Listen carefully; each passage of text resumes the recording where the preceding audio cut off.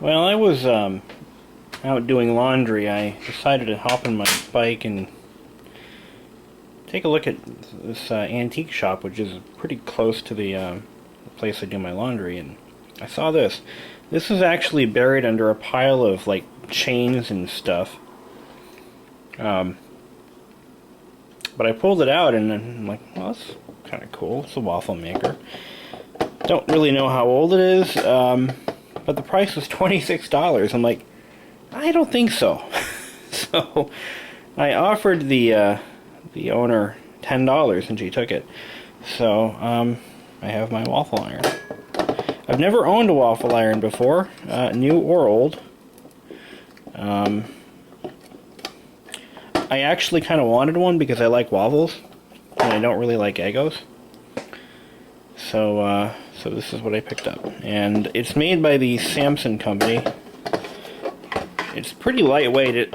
I imagine it's not one of the best quality ones. Made by Samson of Rochester, New York. So what we're going to do is we're going to clean this up with Brasso and some very fine steel wool, which will get rid of all the rust. And if the chrome is, good enough quality, it'll hold up pretty well. It does have the original power cord and plug, which is pretty cool. It's in excellent condition. That's why I bought it, because I can tell that it obviously wasn't heavily used. I'm trying to get this unraveled. Alright, that's better. And you can tell it's the original cord because it says Samson right on it. Two-prong, of course. So let's whip out the Brasso and go to town and see what I can do. When cleaning up vintage chrome, I like to use steel wool, quadruple zero grade, and Brasso. If you don't have Brasso, you can use WD-40. It works pretty well. I've done that on a few projects. So here we go. Steel wool, quadruple zero grade, and Brasso steel wool, quadruple zero grade, and Brasso steel wool, quadruple zero grade, and Brasso. For this project, we're going to be using the tripod. For those of you who complain that I don't use it nearly enough, I've already cut a piece of steel wool, and I've put some chrome polish on it. And we're going to gently rub that into the finish, like so. It may ruin the black paint, unfortunately, so we're going to try to avoid putting too much pressure in the painted areas. And you want to do like a small circular pattern on this. But later on, we might have to take the handles off to do this right. Now at this point, I still haven't tested the appliance to see if it actually works. But judging from the condition, I would presume that it does. And I'm going to actually use this to make my breakfast tomorrow morning, so I'll do a follow-up video of that. I'm going to tighten up these hinges a little bit. But take a look at how this came out by doing a comparison. Before we start the base. Really work it in there. And try to get where these stamped in stepped areas are. And try to get in there a little bit by digging my fingernail into the steel wool pad. Okay, now for quality control, we're going to take a clean terry cloth, in this case a dish towel, and polish it up. Polish all the cleaner off. Now I can still see where the rust pits were, but the rust is no longer there. And that's the effect we want.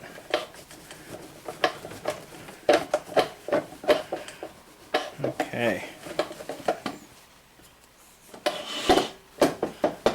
hey, when I'm done with this, I might be able to sell it back to the person who sold it to me for $26, which was her original asking price. What do you say? That would be mean, wouldn't it? Okay, so this is looking pretty good. Very shiny. Very shiny. That's what we want.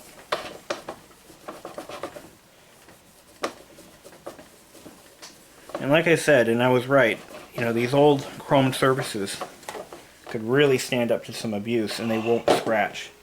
So I'm going to get a closer look here. And you'll see, look at that reflection. Look at that. Now compared to this, which is what it did look like, going from this all the way around to this with minimal effort. You saw in real time how long that took. It didn't take long at all.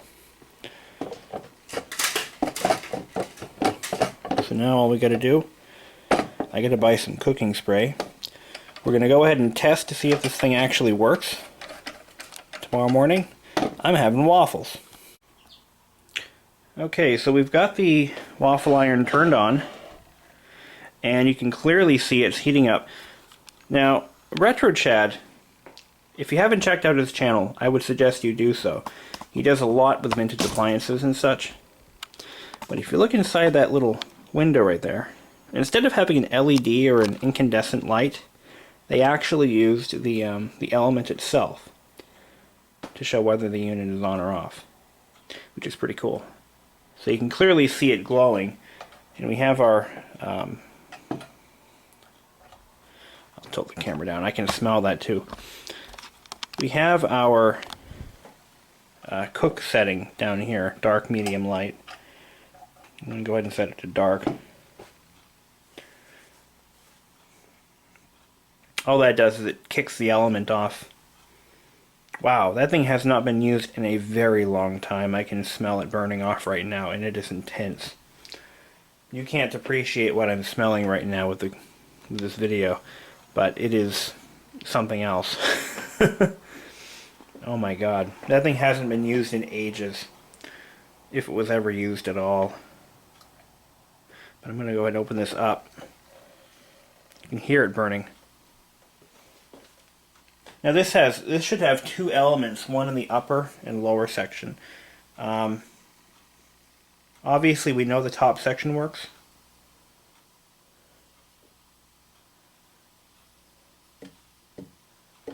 Yeah.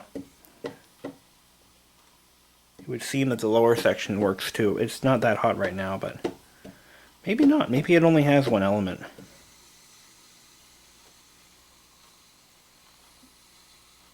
Wow.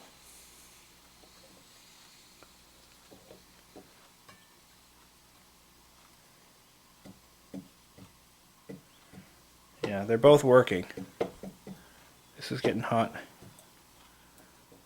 It just heard it tick off, I think. But something is burning off though.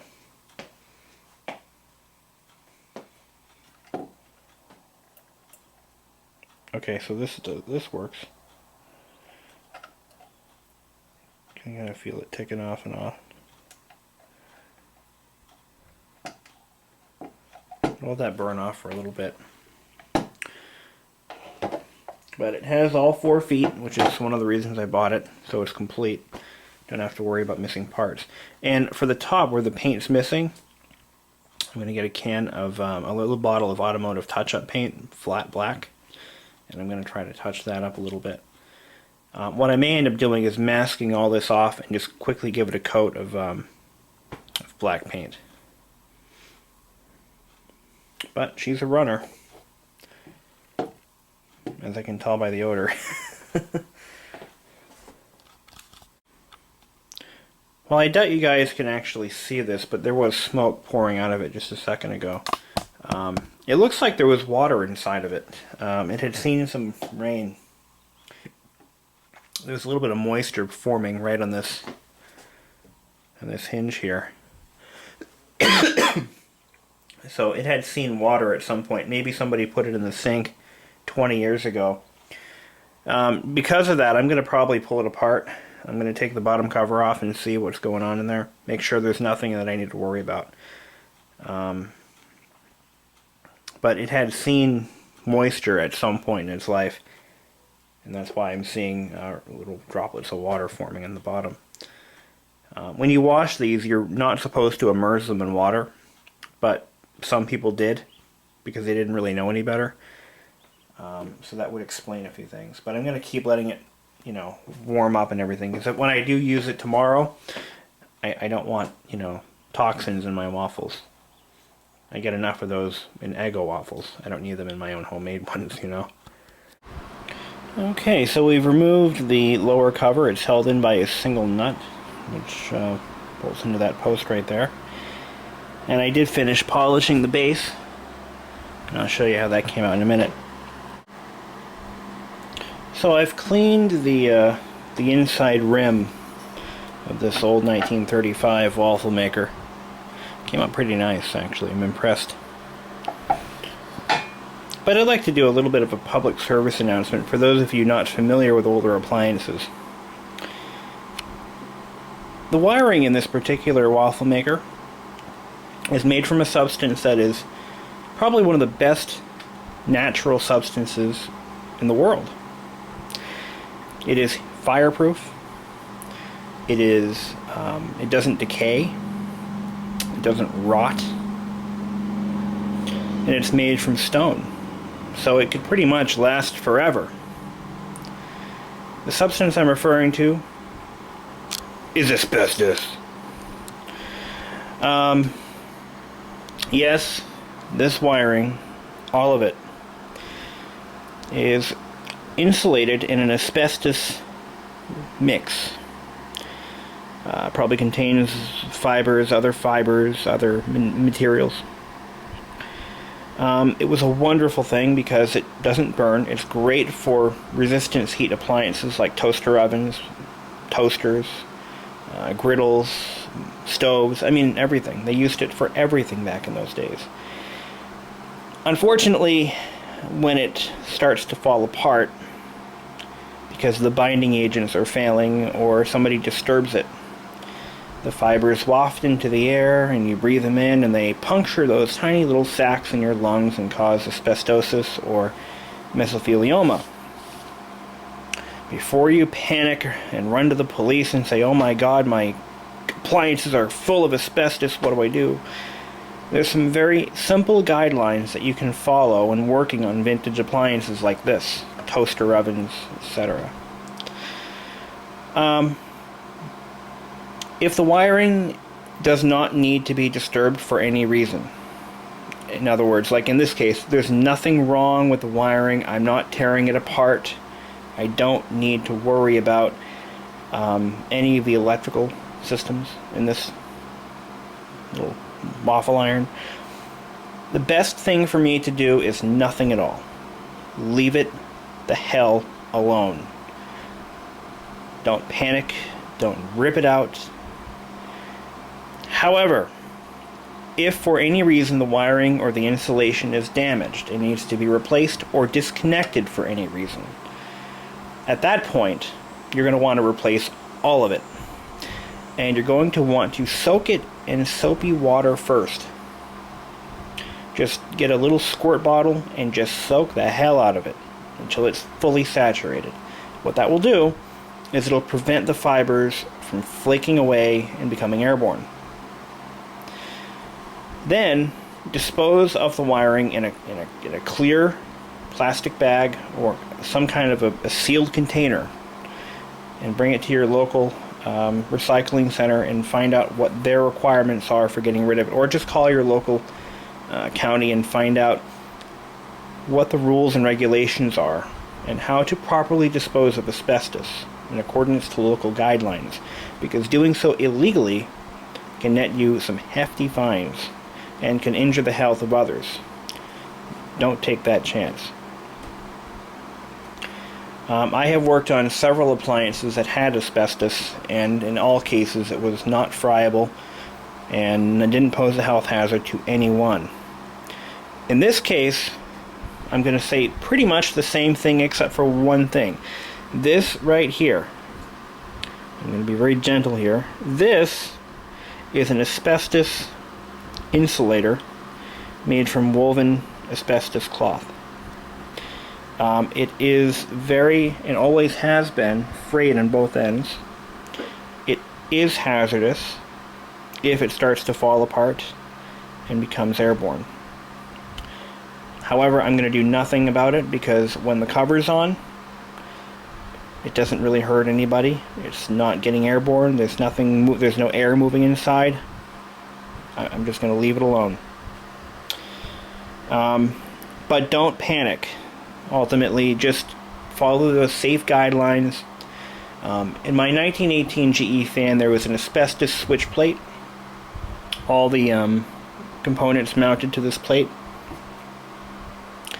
And the proper way of dealing with that is really don't do anything. If it breaks, if it cracks, if it starts to flake apart, then you've got an issue.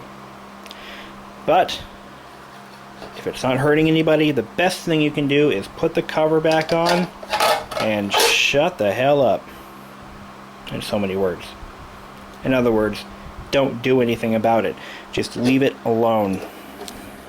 I'm going to line this up nice. I think this cover was put on incorrectly because it was kind of wobbly before. Put that down. This doesn't need to be very tight, just, you know, hand tight. That's about it. Well, as you can clearly see, I finished polishing the lower part of this, and you can see my shiny face. Hi, that's my hand. You can see the camera. Anyway, a little bit of sad news here.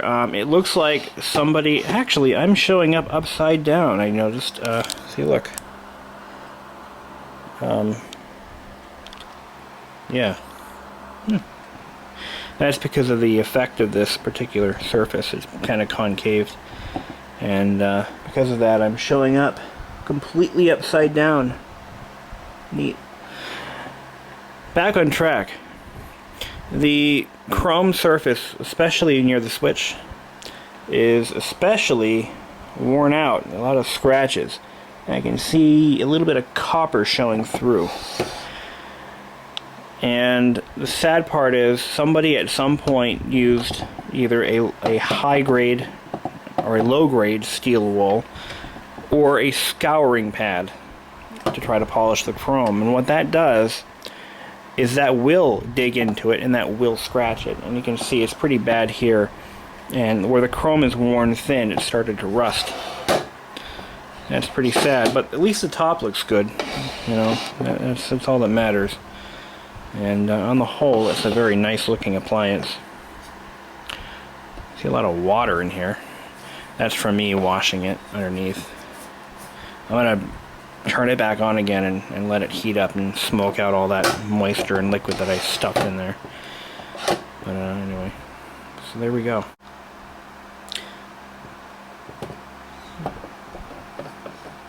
Breakfast is served, my friends. Breakfast is served.